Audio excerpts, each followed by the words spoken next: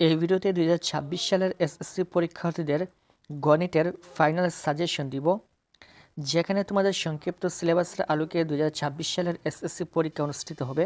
আমরা গণিতের সাজেশন দেখার পূর্বে প্রথমে দেখে নিব তোমাদের গণিত প্রশ্ন কোন কোন জায়গা থেকে, কোন কোন অধ্যায় থেকে তোমাদের গণিত প্রশ্ন করা হবে এবং কোন কোন টপিক থেকে কত নম্বরের প্রশ্ন আসবে। এখানে প্রথমে দেখতে পাচ্ছেন গণিতের মানবন্টন, যেখানে সংক্ষিপ্ত সিলেবাস অনুযায়ী তোমাদের পরীক্ষা অনুষ্ঠিত হবে। এখানে প্রথমে রয়েছে বীজগণিত অংশ থেকে তোমাদের 2টা সৃজনশীল আসবে, যেখান থেকে বাধ্যতামূলক একটি সৃজনশীল আনসার করতে হবে। জ্যামিতি অংশ থেকে 2টি সৃজনশীল আসবে, যেখান থেকে একটা সৃজনশীল অবশ্যই বাধ্যতামূলক আনসার করতে হবে। ত্রিকোণমিতি ও পরিমিতি থেকে 2টি সৃজনশীল আসবে, এখান থেকে বাধ্যতামূলক একটি সৃজনশীল আনসার করতে হবে। পরিসংখ্যান থেকে 2টি সৃজনশীল আসবে, যেখান থেকে একটা বাধ্যতামূলক আনসার করতে পারবেন। এক্ষেত্রে তোমরা চাইলে পরিসংখ্যান থেকে 2টি সৃজনশীল আনসার করতে পারবে। তারপর এখানে দেখেন খ, খ, গ, ঘ এই 4টি বিভাগ থাকবে। এই 4টি বিভাগ থেকে 8টি সৃজনশীল আসবে, যেখান থেকে 5টি সৃজনশীল উত্তর করতে হবে। প্রতিটি বিভাগ থেকে একটি করে প্রশ্নের উত্তর দিতে হবে।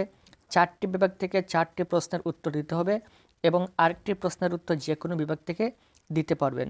সর্বমোট 5টি সৃজনশীল উত্তর দিতে হবে।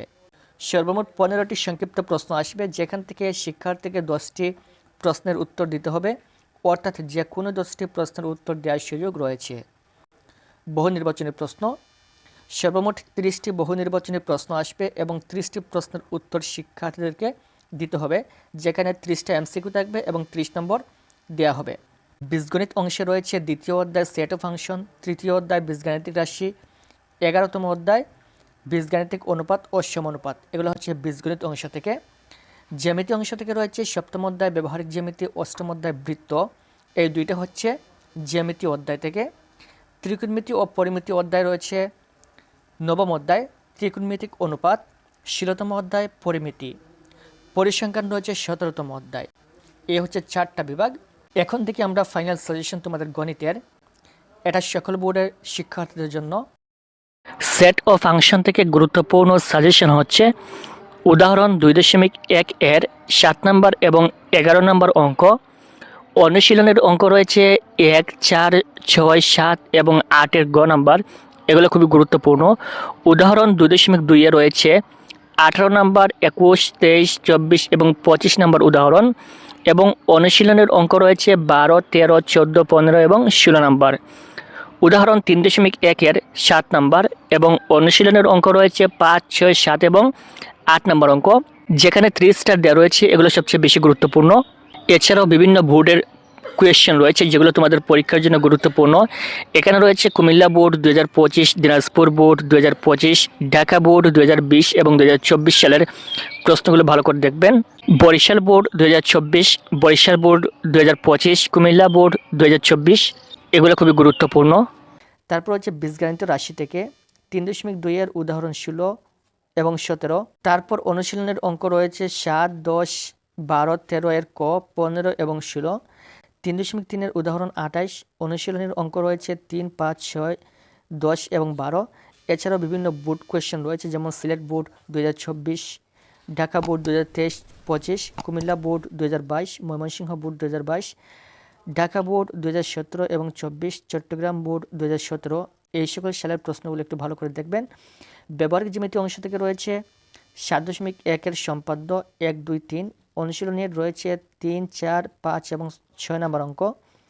7.2 সম্পাদ্য, এখানকার 4 এবং 5 নম্বর প্রশ্ন। উদাহরণ রয়েছে 3 নম্বর।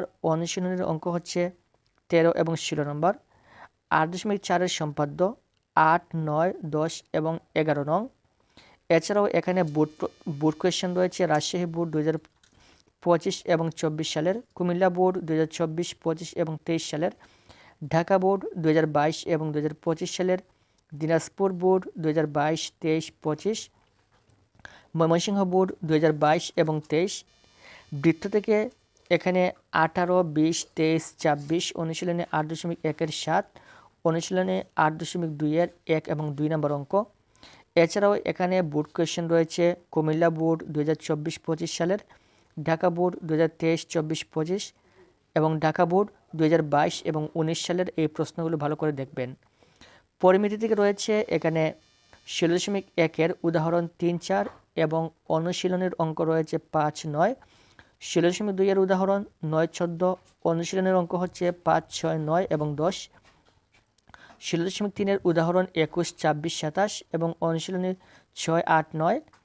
16.4 রয়েছে উদাহরণ 33, অনুশীলনের অঙ্ক রয়েছে 9, 11, 16 এবং 17। এছাড়াও বিভিন্ন বোর্ড কোয়েশ্চেন রয়েছে, যেমন এখানে Dhaka board 2024-25, Barishal board 2023-24, Dhaka board 2022-23, Sylhet board 2020-23। এছাড়াও সকল বোর্ড 2018 সালের সকল বোর্ডের প্রশ্নগুলো একটু ভালো করে দেখবেন। ত্রিকোণমিতিক অনুপাত রয়েছে 9.1 উদাহরণ 8, 9, 11 এবং 12। অনুশীলনের অঙ্ক রয়েছে 10, 16, 17, 19, 20, 21, 22, 23 এবং 24। 9.2 উদাহরণ রয়েছে 14 এবং অনুশীলনের অঙ্ক রয়েছে 16, 17, 18, 19, 20, 21, 23, 24, 25 এবং 26 নম্বর অঙ্ক। এছাড়াও এখানে বোর্ড কোয়েশ্চেন যেগুলো সমাধান করবে এগুলো হচ্ছে Comilla board 2024-25, Chittagong board 2024-25, Dhaka board 2022-23-24, Mymensingh board 2022-23, Dinajpur board 2020।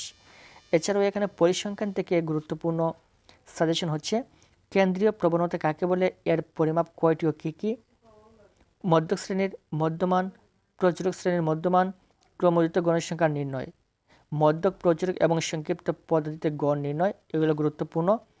তারপর গ নম্বরে রয়েছে আয়তলেখ, বহুভুজ, অজীব রেখা অঙ্কন এগুলা, এবং নিচে রয়েছে Dhaka board 2024-25, Comilla board 2024-25, Sylhet board 2024 এবং 23, দিনাজপুর বোর্ড 2024, ঢাকা বোর্ড 2023 এবং 20।